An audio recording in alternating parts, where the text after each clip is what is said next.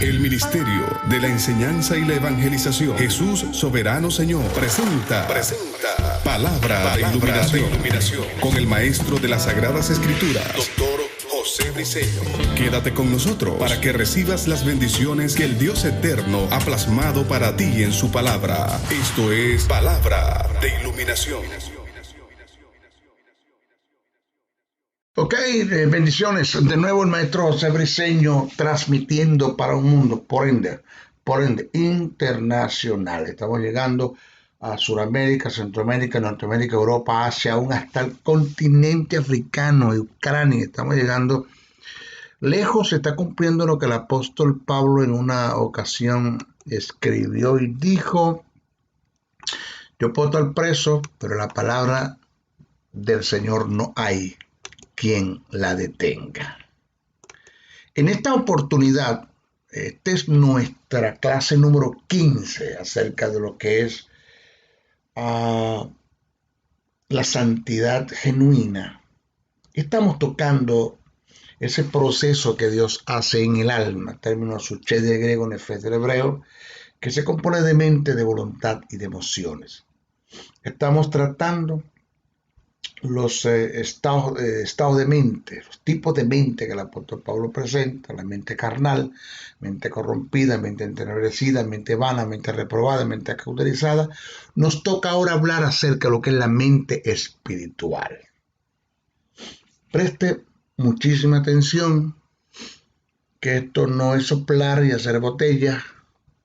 Una mente espiritual no va a llegar ni se va a dar por orar, ayunar y vigilar. Aunque parezca paradójico, más que todos los religiosos que han querido alcanzar la santidad o vivir una vida en santidad a través de oración, ayuno y vigilia, cosa que la Biblia dice todo lo contrario. Orar es bueno, ayunar es bueno, vigilar es bueno, eso tiene sus valores y tiene su lugar, pero no son los canales o los medios que el Espíritu Santo va a usar como agente para conducir a la santidad al creyente. Nos enseñaron mal, por eso hemos estado mal y estamos mal. Y en cuanto a las verdades del reino, señores, estamos en crisis. Vamos a estar claros. La mente espiritual, que es la mente de Dios, es aquella que conoce el pensamiento de Dios mediante el Espíritu y medita y se ocupa en dichos pensamientos. Eso es lo que Pablo trata en la primera carta a Corintios, el capítulo 2 del verso 1 al 16, cuando dice: ¿quién conoció las cosas del hombre sino el espíritu del hombre que está en él? Así tampoco nadie conoció las cosas de Dios sino el espíritu de Dios, el espíritu que proviene de Dios, hablando del Espíritu Santo. Y Pablo dice que el Espíritu Santo es el encargado, eso lo traté yo en las clases pasadas, que el Espíritu Santo es el encargado de escudriñar la mente del Padre y mostrársela a la iglesia. Y el apóstol Pablo es claro en el asunto, dice que los únicos que pueden ser enseñados y quienes pueden entender el pensamiento de Dios mediante el Espíritu es el tipo de hombre que Pablo llama el neumático, que es el espiritual. Neuma, viento, aliento, respiración, soplo. Pablo dice que el psúquico, que utilizó ese término psúquico para referirse al hombre a que no ha nacido de nuevo, que no tiene la justicia, que no tiene la vida, que no tiene el espíritu, que es hijo del diablo, que participa de las tinieblas, pertenece a las tinieblas. Pablo dice que este tipo de hombre no puede entender las cosas del Espíritu. Por eso es que Jesús dijo que el Espíritu Santo, el cual Él va a venir, pero que el mundo no puede ver ni le conoce. No le conoce ni le puede ver porque no le puede recibir. Y Pablo dice que igual como el psúquico, este tipo de hombre natural que no nació de nuevo, hay uno que está en la iglesia que se llama el sarquico, que es el hombre carnal, almático, sensual, de carne, que es el hombre que está en la iglesia, nació de nuevo, tiene justicia, tiene vida, tiene el espíritu, pero vive una vida en la carne, en adulterio, en fornicación, inmundicia, lascivia, idolatría, hechicería, enemistades, pleitos, celos, iras, contiendas, disensiones, herejías, homicidios, borracheras, orgías, y para usted de contar, se mueve fácilmente en los resentimientos, raíces de amargura, odio, perdón, falta, envidia, celo. Se mueve fácilmente en el litigio, en el pecado lingüístico, chisme, brollo, censura, difamaciones, calumnia. Y se mueve fácilmente en cualquier inmoralidad sexual, cualquier tipo de fornicación. Es un hombre que es fácil movido, es movido fácilmente por el dinero. Tiene problemas con filalguria, fila de filiguria, de lujuria, amor al dinero, tiene un mamón interno. Es un hombre fácil que lo mueve el prestigio, anda buscando cómo proyectarse. Este tipo de hombre que está dentro de la iglesia, dice el apóstol Pablo, que no pueden entender las cosas que son del Espíritu. El Espíritu Santo es el agente encargado de parte de Dios, que Dios va a usar para santificar al creyente, que una de la parte de esa santificación es la renovación de la mente, sacarte de cualquier estado de mente en la que tú estás, sea la mente carnal, la mente corrompida, la mente entenebrecida, la mente vana, la mente reprobada, la mente cauterizada, sacarte de esos estados de mente que está en contra del pensamiento de Dios y llevarte al pensamiento del Espíritu, a la mente de Dios, que es la mente espiritual. Y el Espíritu Santo tiene sus elementos, que son, uno de ellos son los dones ministeriales. En el caso me está usando a mí, en este caso está usando al maestro Briceño. Él constituyó 5 ministerios para perfeccionar a los santos, pero también tiene la palabra como elemento principal del Espíritu, pero que es un elemento principal también del ministro, el creyente, porque una persona que fue constituida por Jesús como ministro, sea apóstol, profeta, evangelista, pastor o maestro para perfeccionar a los santos, si no conoce la verdad del reino, pues ¿con qué va a perfeccionar? No conoce la verdad del reino, no conoce el pensamiento de Dios. De modo que el apóstol Pablo dice que el deseo de Dios es que la iglesia piense como él piensa. Isaías 55 dice que mis pensamientos no son vuestros pensamientos. Eso está en el Antiguo Testamento, en el Nuevo no. En el Nuevo dice la palabra que Dios desea. Pablo dice que Dios desea que la iglesia conozca su forma de pensar. Porque el Espíritu Santo escudriña la mente del Padre y se lo revela a la iglesia. Jesús dijo, el Espíritu Santo cuando venga tomará de lo mío y te lo hará saber. Todo lo que es el Padre es mío, todo lo que es del Padre es mío. Por eso digo, tomará de lo mío y te lo hará saber. Eso está allí claro. ¿Ok? Esa es la mente espiritual. No la que habla en lengua, no la que ayuna 40 días y después sale celebrando los 40 días de ayuno. No el que ora mucho, el que canta mucho. No estamos hablando, eso no tiene nada que ver con ser espiritual. Entonces, la mente espiritual es aquella que conoce el pensamiento de Dios mediante el Espíritu como agente, mediante el Espíritu Santo, y medita y se ocupa en dicho pensamiento. Según primera carta a Corintios, el capítulo 2, verso 1 al 16. Ese término, me llama la atención que el término ocuparse, que aparece en Romanos 8:6, que lo utilizó el apóstol Pablo, porque el ocuparse de la carne es muerte, el ocuparse del Espíritu es vida y paz, tiene que ver con la intención, con la intención. Cuando Pablo dijo el ocuparse de, quiso decir la intención de la carne es muerte y la intención del espíritu es vida y paz. Tiene que ver con el motivo. Y el motivo tiene que ver con lo que tienes en la mente, tu forma de pensar. Entonces, la intención de la carne nace como producto de una formación que has adquirido como resultado de una información que tuviste del ambiente que te rodea. Pablo en Efesios el capítulo 4 versos 22 dice que la mente de los hombres ha quedado viciada. El término es acostumbrada, está adicta a. Dice que la mente de los hombres ha quedado viciada y acostumbrada por los deseos engañosos que le ofrece el mundo. Por eso es que tenemos en nuestra iglesia tanta gente que nacieron de nuevo, tienen justicia, tienen vida, tienen al Espíritu, son hijos de Dios, pero están atados a un tipo de pecado porque están acostumbrados, están viciados, todavía no han logrado, Dios no ha logrado, en su trato por el Espíritu, a través de los elementos que el Espíritu Santo tiene, que son la palabra, los dones ministeriales y los dones espirituales, no se ha logrado de que este hombre salga de ese estado de mente en la que está acostumbrado y viciado. Entonces, la intención del espíritu renacido es producto de la inspiración, oído, de la inspiración, revelación e iluminación del Espíritu Santo. Vuelvo a repetir, la intención del espíritu renacido es producto de la inspiración, revelación e iluminación del Espíritu Santo. O sea que tener la mente del espíritu trae como resultado lo que se conoce en el griego como phronesis, derivado de fronema. Este término phronesis indica un entendimiento conducente a una acción correcta y prudente, y tiene que ver con un uso recto de la mente, según Lucas 1:17. Ahora, preste muchísima atención. Maestro Briceño no está jugando al ministerio. Yo estoy enseñándote verdades de reinos, verdades que conseguí en las escrituras, están plasmadas, están ahí reveladas, pero que a poco se les ha iluminado estas verdades. ¿Cómo se obtiene una mente espiritual, maestro? ¿Cómo?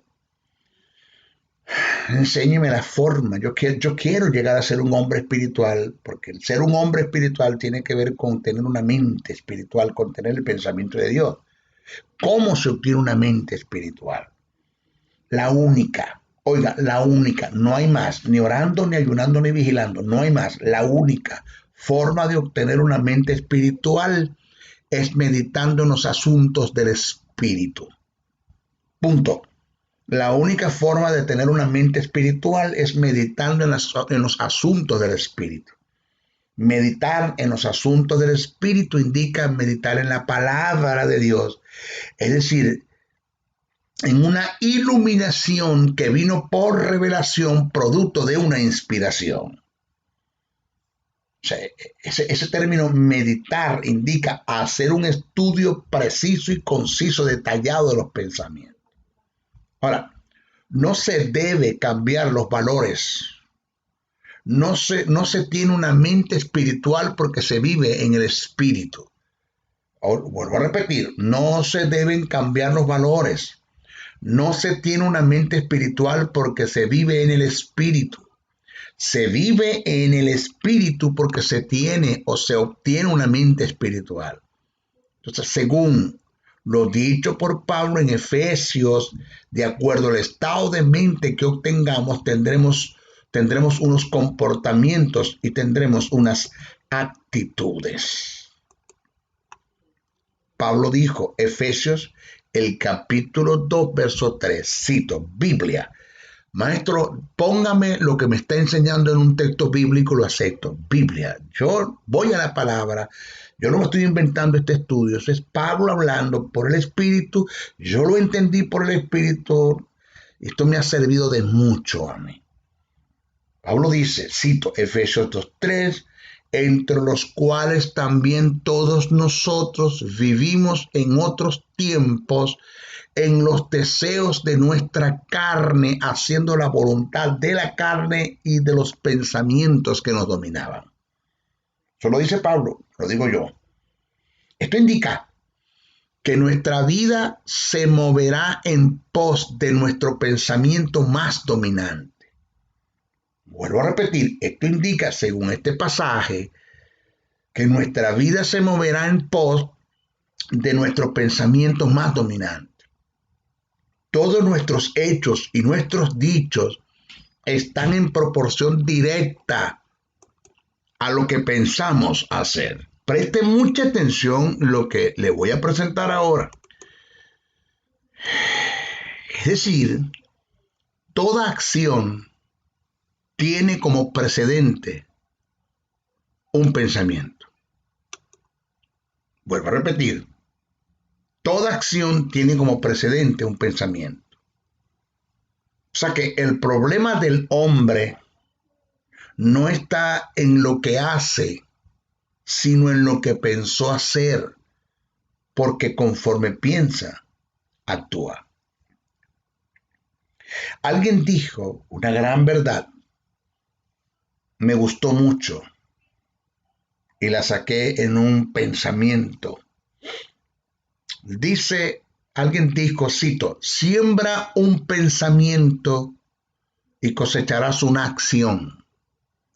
Siembra una acción y cosecharás un hábito. Siembra un hábito y cosecharás un carácter. Siembra un carácter y cosecharás un destino. Por eso es imposible. Mire, imposible. Métase esta verdad en su espíritu. Por eso es imposible controlar, dominar, subyugar los deseos e impulsos de la carne si primero no tomamos control de los pensamientos que la activan. Según Efesios 4, 22, 23. Según lo dicho por Pablo a los Corintios, nunca progresaremos en la vida espiritual a menos que nuestros pensamientos se pongan en armonía con Dios y con su palabra, con la forma de Dios pensar. Y lo podemos nosotros ver en este pasaje. Fíjense lo que dice Pablo en segunda carta a Corintios, el capítulo 10, verso 4 al 6. Póngamelo en la Biblia, póngamelo en un texto maestro, póngamelo en un texto, demuéstremelo, aquí está. Cito: porque las armas de nuestras milicias no son carnales, sino poderosas en Dios para la destrucción de fortaleza. Observe el término fortaleza, que lo tengo subrayado en mis textos. Derribando argumentos, observe el término argumento, que lo tengo subrayado aquí en mis textos. Y toda altivez que se levante contra el conocimiento de Dios, y llevando cautivo todo pensamiento, observe el término pensamiento, a la obediencia de Cristo, y estando pronto para castigar toda desobediencia cuando vuestra obediencia sea perfecta. Lo primero que hay que desglosar es el término fortaleza y argumentos que aparecen en el versículo 4. Si no lo entendemos, no lo desglosamos, no buscamos el significado de lo que Pablo quiso presentar en estos dos términos, fortaleza y argumento, no vamos a entender lo que Pablo quiso expresar mediante el Espíritu Santo.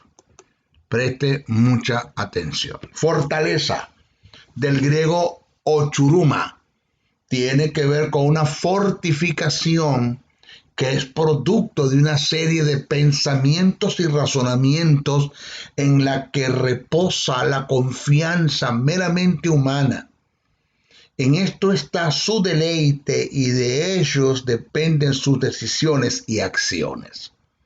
Fortaleza es una muralla en la mente que no le da cabida a los pensamientos de Dios. Esos son fortalezas. Ahora vamos a ver qué es argumento. Argumento, término del griego logismo, que indica unos pensamientos o razonamientos cargados de mala intención.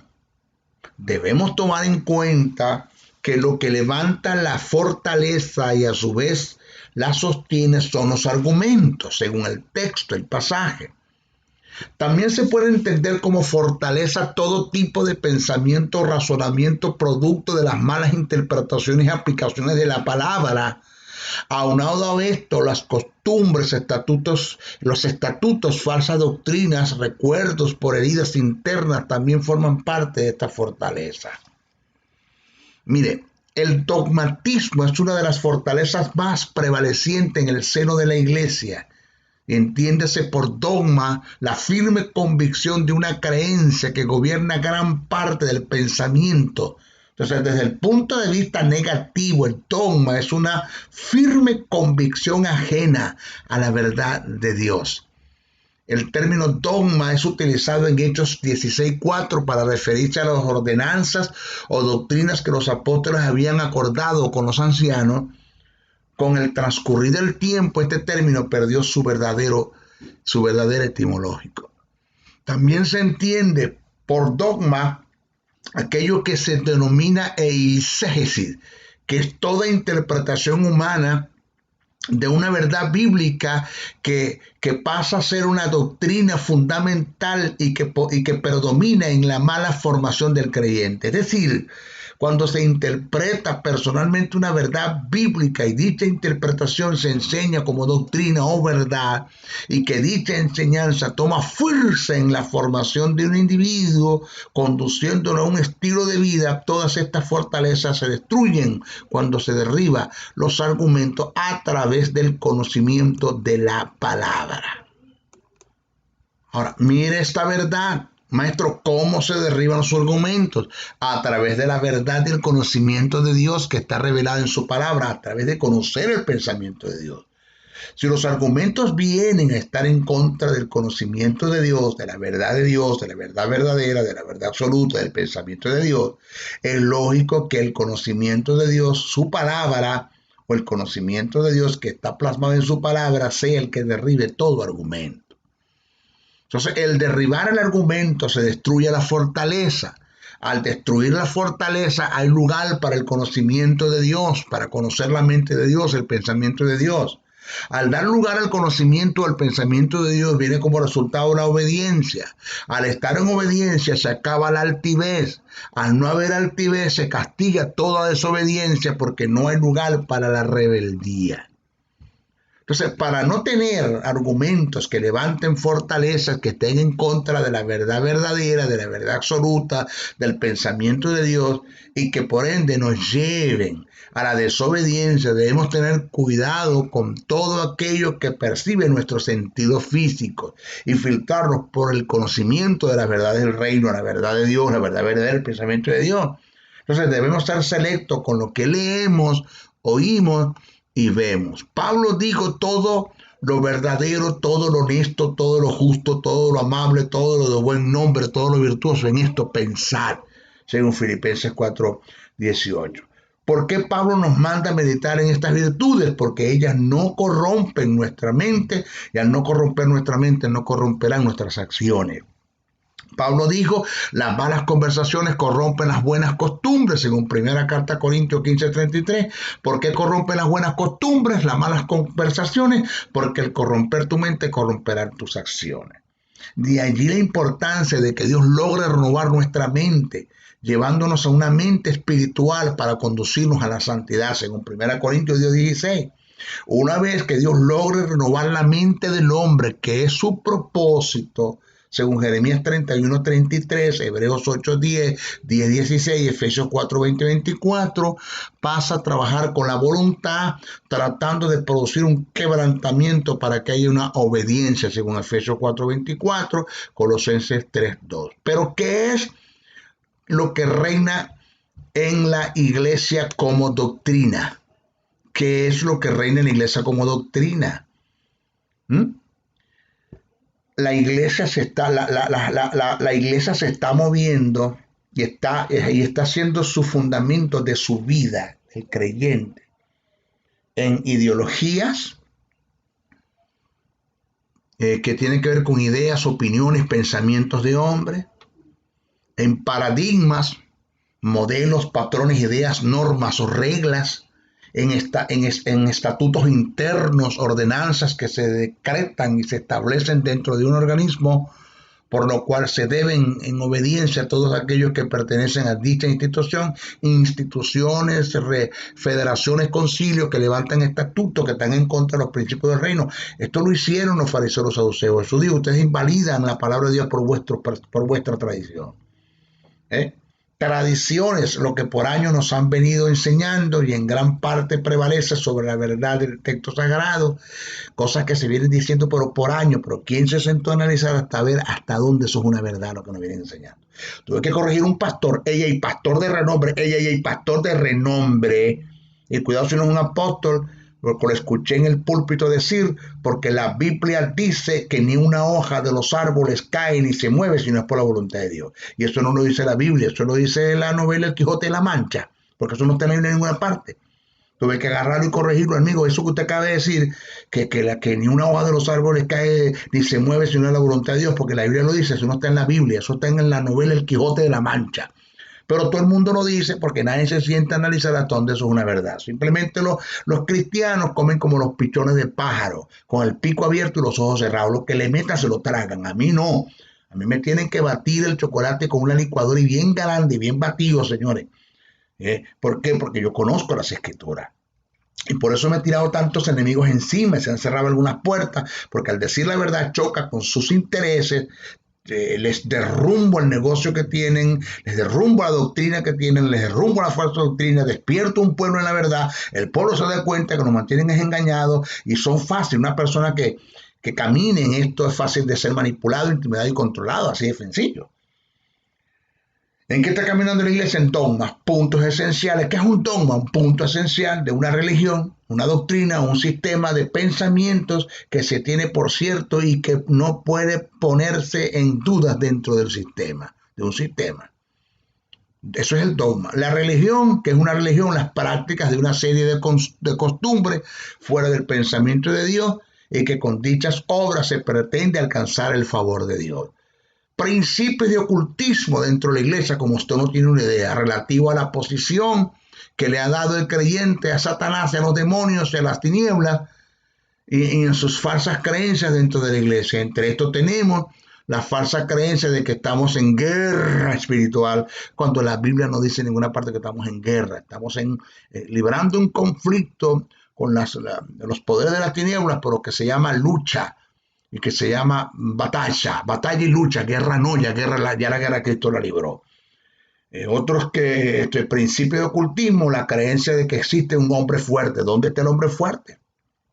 Jesús te habló de un hombre fuerte que era Satanás, habló de uno más fuerte que es él y entró al infierno, lo desarmó. ¿Con qué lo desarmó? La única arma que el diablo tenía era la muerte, el pecado y la muerte. Jesús, cumpliendo la ley, venció el pecado, venciendo el pecado, venció la muerte, lo desarma y le quita el botín. ¿Cuál es el botín? La justicia, la vida y la autoridad que Adán perdió en el huerto de Edén. Jesús se levanta y se lo entrega a la iglesia. Ahora, ¿quién es el hombre fuerte ahora? La iglesia. ¿Quién sigue siendo el hombre más fuerte? Jesús. Pero el hombre fuerte es la iglesia, no Satanás. Ahora, entiéndase que Satanás es fuerte donde los hombres lo hagan fuerte, pero no es que es fuerte porque tiene jerarquía para ser fuerte, porque eso no existe en la Biblia. Eso es brujería dentro de la iglesia. Otro del principio de ocultismo, echar fuera demonios de los cristianos. Eso no es bíblico, eso no es escritural. Un cristiano no puede endemoniarse, puede ser influenciado por un demonio, puede ser influenciado por las tinieblas o por el diablo, pero no puede ser posesionado jamás. Puede ser posesionado jamás, porque eso no es bíblico, eso no es escritural.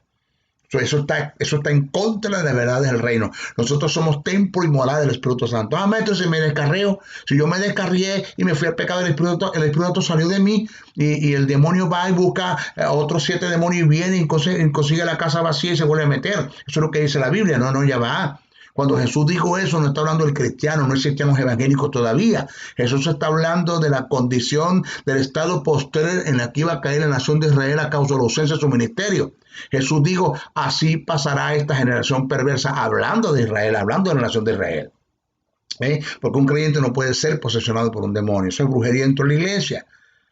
Lo otro, las prácticas de supuestas liberaciones, sometiéndolos a los creyentes a secciones de encuentro, preencuentro, posencuentro y paros de los encuentros, porque es la forma más fácil de sacarle la plata a la gente, sacar el dinero a la gente. Imagínense Jesús cobrando para llevar a la gente al Monte de los Olivos, los encuentros y los preencuentros. Eso es basura dentro de la iglesia.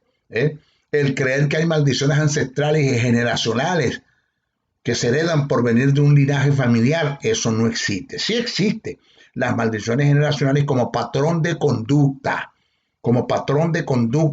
pero yo decido si yo me porto con mi padre, no, yo soy el que decido. Y existen las maldiciones generacionales como genética, las enfermedades, pero ya yo no heredo lo de mamá y de papá, yo heredo en Cristo, heredo lo de Dios, y en Dios soy heredero y en Cristo soy coheredero.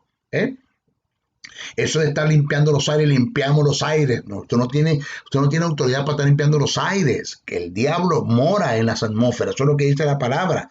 Que el lugar donde Satanás está es en la atmósfera. Usted no tiene por qué estar limpiando los aires, ni tiene autoridad para estar limpiando los aires. Eso es satanismo, ocultismo dentro de la iglesia. Ese es el fundamento de la iglesia. Esa es la doctrina que muchos tienen, muchos creen. Y eso resta la posibilidad de que usted llegue a tener una mente espiritual y que usted camine en el pensamiento de Dios para que haya una presencia del Espíritu de Dios. Seudismo, comportamientos y actitudes muy parecidas a las verdades del reino eterno. Así está la iglesia doctrinada. Catolicismo romano dentro de la iglesia. Prácticas que se dan dentro de la iglesia universal, traídas a la iglesia cristiana, tales como la presentación de niños en su inocencia, el ser bautizado para participar de los elementos de la cena, porque la Biblia en ninguna parte dice que usted tiene que ser bautizado para participar de la cena del Señor, porque eso es parte de su vida devocional, a usted nadie se la puede negar. Pablo nunca dijo eso es una mala interpretación de lo que está escrito en Colosenses, una interpretación errada que le dio el catolicismo romano en su teología católica, la trajeron a la iglesia evangélica. No dice en la Biblia en ninguna parte que usted tiene que ser bautizado para tomar la cena. Pero sí puedo dar diezmo y ofrendas sin ser bautizado. Eso sí puedo, pero tomar la cena no. O sea, yo me pregunto si Cristo viene y usted no está bautizado, pero usted aceptó el plan de salvación, usted tiene justicia, usted tiene vida, tiene el Espíritu, y Cristo viene, ¿usted se va con Cristo, sí o no? Sí, maestro, claro que se va. ¿Está preparado para entrar al cielo? ¿No está preparado para tomar la cena? He conocido el tipo de personas que recibieron el Espíritu Santo, la morada del Espíritu, el bautismo del Espíritu sin ser bautizados en agua. ¿Cómo que está preparado para ser bautizado por el Espíritu y no está preparado para tomar la cena? El otro, el ungir con aceite. El aceite es el agua bendita de los evangélicos, porque no han entendido lo que dijo Santiago cuando dice que unja a los enfermos con aceite y orando por él, la oración de justo sanará al enfermo. La palabra ungir allí en Santiago no es crío de Cristo, derivado de Cristo, ni tiene que ver con divinidad, sino es eleipo, que tiene que ver con higiene. Háganle la limpieza a los enfermos y oren por él, lo que dice el texto. Y otra de las cosas que está dentro de la iglesia es los pactos como indulgencia o las primicias. Pactos como indulgencia o primicias. Eso es totalmente satánico. Todo esto que acabo de presentar se denomina como la falsa doctrina que le ha hecho daño en gran parte al avance del reino eterno, porque la iglesia no está pensando como Dios piensa. La mezcla de las múltiples creencias dentro de la iglesia que acabo de presentar, todo eso como falsa doctrina, la mezcla de toda esa falsa doctrina, de toda esa basura, ajena al pensamiento de Dios, se le llama sincretismo.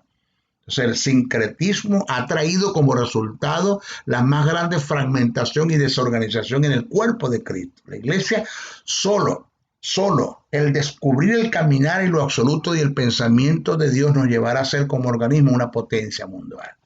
Entonces, si la iglesia descubriera la verdad verdadera de Dios, lo que es absoluto, fuera en función un cuerpo, un núcleo, que pasaría a ser una potencia espiritual en el mundo, convirtiéndose en una amenaza para las tinieblas.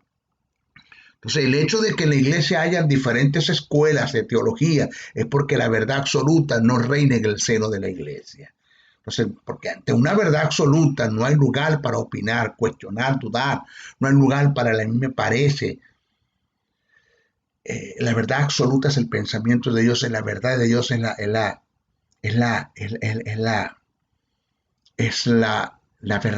verdad verdadera del Creador, del Señor. Y termino con esto. Mis hijos, la falta de conocimiento es la madre de la ignorancia. La ignorancia es como un nido que habita en el corazón del hombre, en el cual se anida la religión, la tradición, el paradigma, la filosofía, la falsa doctrina, el ocultismo, el catolicismo romano, todo lo que acabo de nombrar. Y un hombre en el cual habitan todos estos flagelos, que esto es una maldición dentro de la iglesia, es víctima de la manipulación, la intimidación, el control, el engaño y la mentira, y de paso cercena la posibilidad de que la presencia de Dios se manifieste en nuestras vidas, en nuestra iglesia, para bendición nuestra, y resta la posibilidad de que Dios bendiga a la iglesia posesionalmente hablando, porque en nuestra posición ya somos bendecidos con toda bendición espiritual. ¿Ok? Bueno, en nuestro próximo estudio vamos a hablar acerca de lo que es la voluntad. Se despide el maestro José Briceño. Pido, primero, oren muchísimo por mí. Estamos afectando las tinieblas, cualquier tentación, cualquier ataque que se levante, oren mucho por mí. Ya, que el Padre envíe ángeles, si se requiere, para que me cubran de cualquier peligro y que haya un sentido de conveniencia en mí y de traslado, entender que fui trasladado de las tinieblas a la luz, que nada hago en las tinieblas, y de conveniencia, que todo me ilícito, pero no todo me conviene, y que nada de las ofertas que Satanás me presente me lleven tanto la atención como lo que Dios me llamó a hacer. Entender que lo que Satanás me ofrece son destellos y balbuceos de lo que Dios tiene preparado para mí. Todas las ofertas que Satanás me ofrece solo están midiendo el nivel de gloria a lo que mi Padre me quiere llevar. Eso lo entendí por el Espíritu. Oren mucho por mí. 2, compartan este mensaje a todo el que pueda. No se queden con este mensaje. Vamos, compártanlo en grupo. Bájenlo. Los que tienen canales en YouTube, les doy autoridad para que suban esto en su canal. Vamos, háganlo. Lo nuestro es vamos a avanzar, a extender el mundo con el conocimiento del reino. Y 3, ayúdenme aportando una ofrenda para este ministerio. Ayúdenme. Necesito dinero. Le decía yo a un pastor que hay gente, señores, que siembran en ministerios que le están dando mal uso al dinero. Invirtiendo en satanismo, en brujería, en hechicería. Y le decía yo al pastor, ¿usted se imagina hasta dónde yo puedo llegar y alcanzar con alguien que se levante y me ponga una ofrenda millonaria en mi cuenta para establecer el reino? No me para nadie, no me para nadie. No voy a decir que estamos trabajando con las uñas, no, estamos trabajando, pasando por una etapa de escasez, como dijo el apóstol Pablo, si vivir en abundancia, si vivir en escasez. Y estamos pasando por una etapa muy difícil en el ministerio financieramente hablando. Por lo tanto, necesito que alguien se levante, que coloque una ofrenda en el ministerio. Maestro, ahí está su ofrenda, y va, yo voy a aportarlo porque no tengo el don ministerial que usted tiene de enseñanza, pero tengo la habilidad para producir dinero porque soy un empresario. Y déjeme a mí sostenerlo y usted sigue estudiando, sigue indagando y sigue me enseñando. Porque esto es un equipo. A mí Dios me dio el don para enseñar y a ti te dio el dinero para sostener a los que enseñan. Pablo dijo que seas copartícipe de toda buena obra aquel que te instruye en la palabra. De modo que sí, necesito que se muevan, que coloquen una ofrenda en este ministerio. De una cosa estoy seguro, ni un centavo de lo que usted me dé le voy a dar mal uso. Todo va a ser bien invertido. Entiendo que ese dinero que tú vas a dar es tu sudor, tus amaneceres, tu trabajo, tu esfuerzo, tus lágrimas, es tus fuerzas, eres tú mismo entregado. De modo que se le va a dar buen uso a este dinero. Maestro, ¿cómo lo hacemos? Ahí está el correo, en los caracteres, josén77, bricenoa77 @gmail.com. Repito, josén77, bricenoa77 @gmail.com. O llámeme al 786-604-3352, 786-604-3352 de acá de los Estados Unidos, y le daré información cómo usted va a aportar la ofrenda. Se despide el maestro José Briceño. Bendiciones, bendiciones, bendiciones. El Ministerio de la Enseñanza y la Evangelización, Jesús Soberano Señor, presentó Palabra de Iluminación. Te invitamos a un nuevo espacio de corte similar por nuestros diferentes medios de comunicación. Contáctanos en los Estados Unidos al WhatsApp +01 786-604-3352 y a los correos josén77 bricenoa77 @gmail.com y a maestrojosebriceno.blogspot.com. Bendiciones.